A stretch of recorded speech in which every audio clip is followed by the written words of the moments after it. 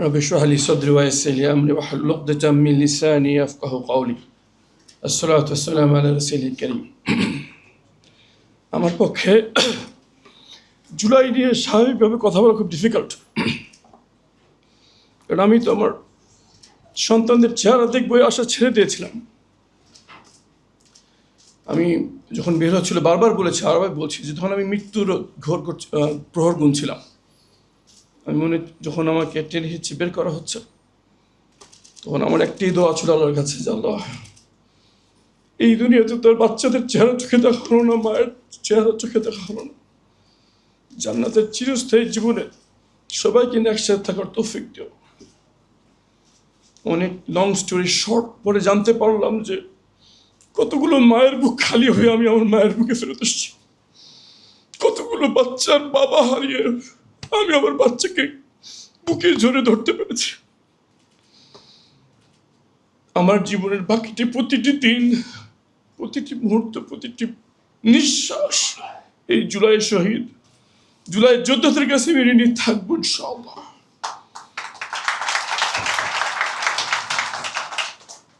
আমাদের কণ্ঠস্বর আল্লাহ সুবহানাহু ওয়া তাআলা যদি বন্ধ করে না দেন, কোনোদিন জুলাইয়ের পক্ষে আওয়াজ তোলা থেকে বন্ধ হবে না ইনশাআল্লাহ।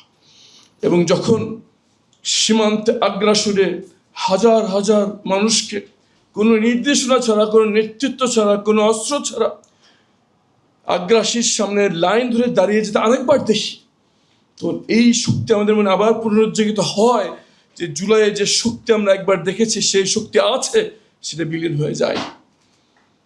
আমাদের এখন দরকার এই শক্তিকে একটি পর্যায়ে নিয়ে যাওয়া, একটি পরিণতির দিকে নিয়ে যাওয়া। সংসদে দাঁড়িয়ে আমরা মুষ্টি মেরে কয়েকজন কথা বলে যাচ্ছি,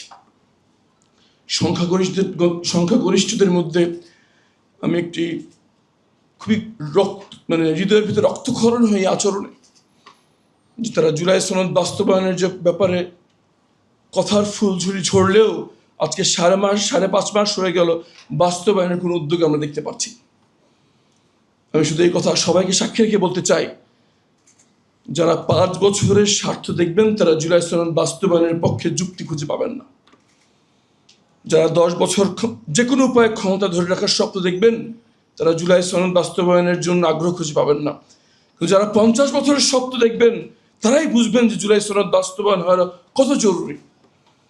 যারা বাংলাদেশকে নিয়ে এই স্বপ্ন দেখবেন যে হয় মাতৃভূমি নয় মৃত্যু, আমার আর কোথায় যাওয়ার জায়গা নাই, আমার সন্তানদেরকে আমি এখানেই বড় করব, এই দেশকে নিয়ে স্বপ্ন দেখাবো, তাদের পক্ষে সম্ভব দেশকে নিয়ে, দেশের সকল অসহায়ত্ব, সকল সীমাবদ্ধতা নিয়েও দেশকে স্বপ্ন দেখানোর।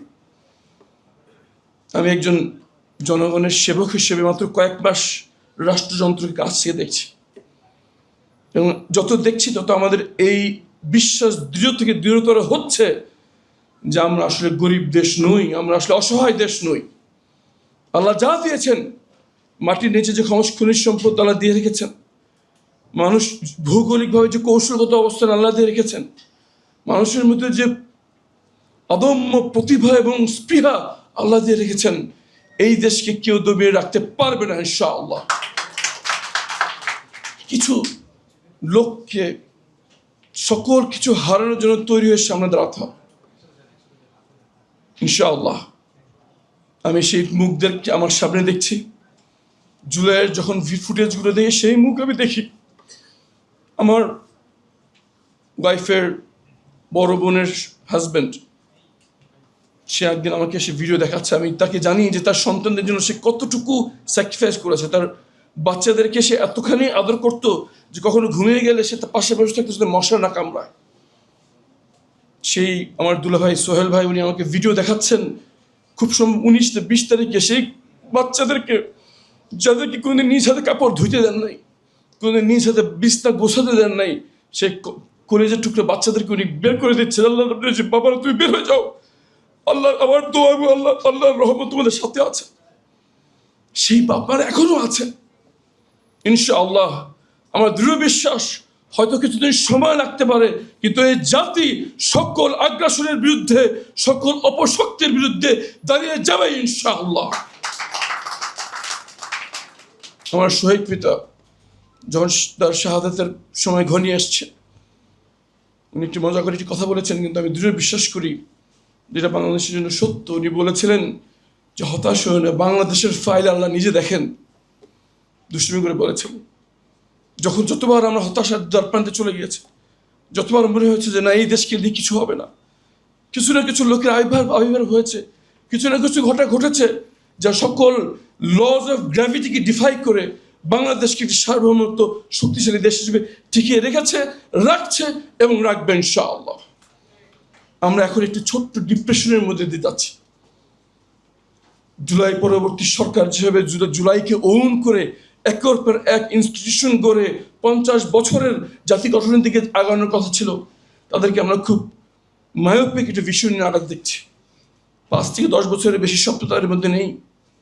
কিন্তু ইনশাআল্লাহ আমরা যারা যৌবনকাল অন্ধকারে কাটিয়েছি, আমাদের এই দেশ ছাড়া কিছুই পাওয়ার নাই। আমার মতো হাজারো জন আছে, লক্ষ জন আছে, এবং সেই জুলাইচার ধরে এখনও আছে। আমি শুধু একটু বলতে চাই, আজকে হোক, কয়েক বছর পরে হোক, প্রথমত ইনশাআল্লাহ জুলাই সনদ যেভাবে গণভোটে গিয়েছে সেভাবেই বাস্তবায়িত হবে ইনশাআল্লাহ। জুলাই মিউজিয়াম একসময় আমাদের পরবর্তী প্রজন্মের পাঠশালা হবে, যেখানে তারা ফ্যাসিবাদকে চিনতে পারবে। ফ্যাসিবাদ কোনো দলের নাম নয়, ফ্যাসিবাদ আচরণের নাম।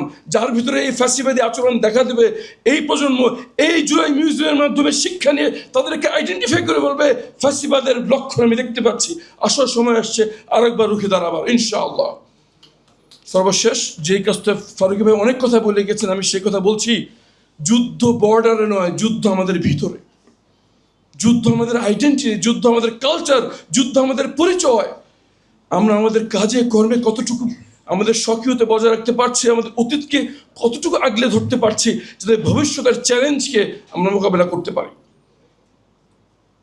এটি কোনো সর্বশেষ যে কথা বলে শেষ করছি, আমাদের দেশের প্রতি হুমকি কোনো হাইপোথেটিক্যাল থিওরি নয়, ইট ইজ ভেরি রিয়েল। যদি এদেশের অখণ্ডতা আমরা রাখতে চাই, যদি এদেশের নাগরিক হিসেবে বুকে গর্বের সাথে পরিচয় দিতে চাই, তাহলে আরো একবার কোমর বাঁধতে হবে। জুলাই আন্দোলনে যেভাবে মাঠে নেমেছিলাম, সে আরো একবার নামার জন্য মানসিক প্রস্তুতি নিতে হবে। কেউ ডাক দেওয়ার সময় পাক আর না পাক, হয়তো আরো একবার মাঠে নামা ছাড়া এই জুলাইয়ের বাস্তবায়ন আমরা দেখতে পারবো না। সেই দিনের জন্য এখনই প্রস্তুতি গ্রহণ করতে হবে। আজকে রাত থেকে আমি ঘরে যেয়ে সবার আগে আমার পরিবারকে বলবো, তারপর কাজে যে আমার কলিগদেরকে বলবো, এরপর অনলাইনে আমার পরিবাসী ভাই বোনদের বলবো যে জুলাই সনদের দাবি থেকে আমি সরে আসিনি, তোমরাও কেউ সরে আসবে না। আওয়াজ তুলো, হয় জুলাই বাস্তবায়িত হবে, নাহলে আমার জীবন চলে যাবে, হয় মাতৃভূমি না হয় মৃত্যু, জান দিব, জুলাই দেব ইনশাআল্লাহ। আসসালামু আলাইকুম ওয়া রাহমাতুল্লাহি ওয়া বারাকাতুহু।